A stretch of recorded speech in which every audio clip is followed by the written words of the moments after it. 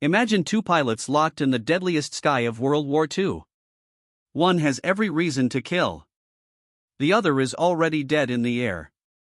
In one heartbeat, the hunter chooses mercy. 47 years later, the hunted will search the world for him.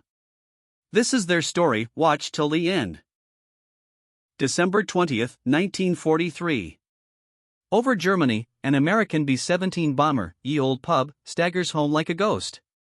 Tail half gone, engines coughing smoke, holes big enough to crawl through. 10 men inside fight to breathe, one already dead, the rest bleeding in sub-zero cold. At the controls, 21-year-old Lieutenant Charlie Brown, hands frozen on the yoke, knowing they're finished. Then a shadow appears. A German Bf-109 slides alongside, guns armed, pilot locked on. Franz Stigler, Luftwaffe ace with 22 kills, lines up the easy shot. One burst and the bomber is gone. But through the shattered fuselage he sees wounded crewmen bandaging each other, dragging the dead gunner aside. These aren't enemies anymore, just men in a flying coffin. His finger lifts from the trigger. Franz pulls wing to wing with Charlie, locks eyes, nods, salutes. Then he does the unthinkable, he escorts the crippled bomber through German flak batteries, shielding 10 strangers with his own life. Risking court-martial, risking execution. The B-17 crosses the English coast. Franz banks away.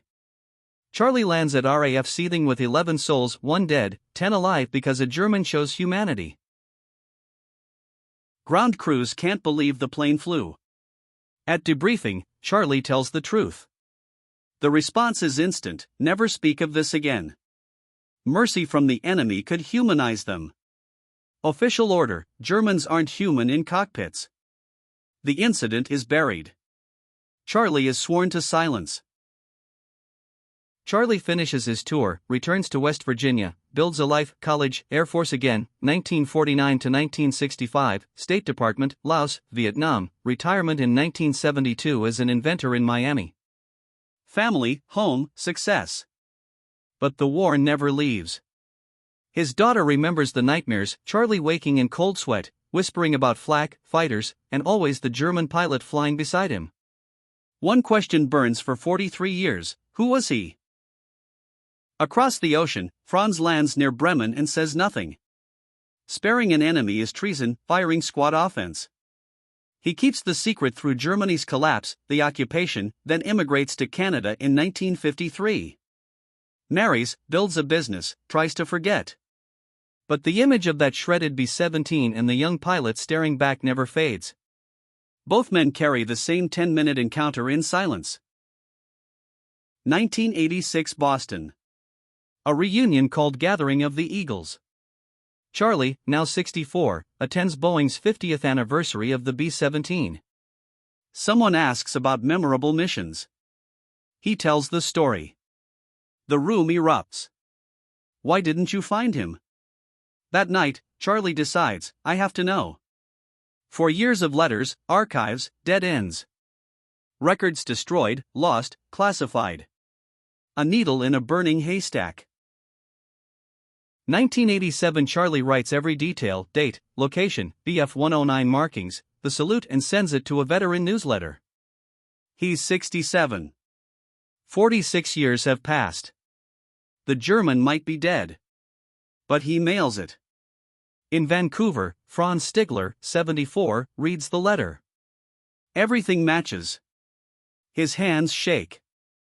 After 47 years, he knows they lived. He writes 4 words, I was the one. January 18, 1990. Charlie opens an envelope from Canada. I was the one. On the phone, Franz describes his plane in perfect detail. Charlie's voice breaks, it's him. Franz explains, he remembered his commander's words, shoot a man in a parachute, I shoot you. The B-17 crew were parachutists without chutes. Helpless. Killing them would be murder. He escorted them to safety.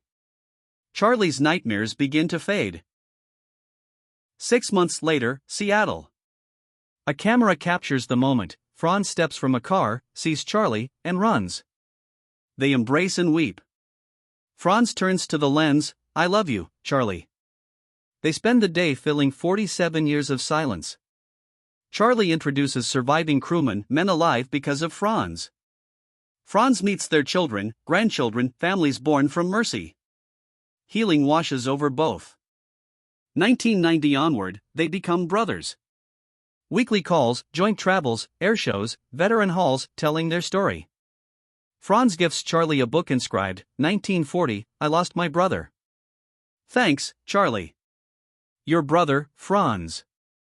Their wives bond, families merge. Hate comes too traitor, Nazi, but they rise above. Only December 20th, 1943 matters. The friendship lasts 18 years. Franz dies March 22, 2008, age 92. Charlie follows November 24, 2008, age 86. 8 months apart, as if neither could live without the other. Their story becomes the bestseller, A Higher Call. Millions learn what two pilots proved: even in war, humanity can prevail. You can wear the enemy's uniform and still see the man inside. 47 years to find each other. 18 years as brothers. Gone within 8 months. That's not just a war story. That's what it means to be human. Thanks for watching.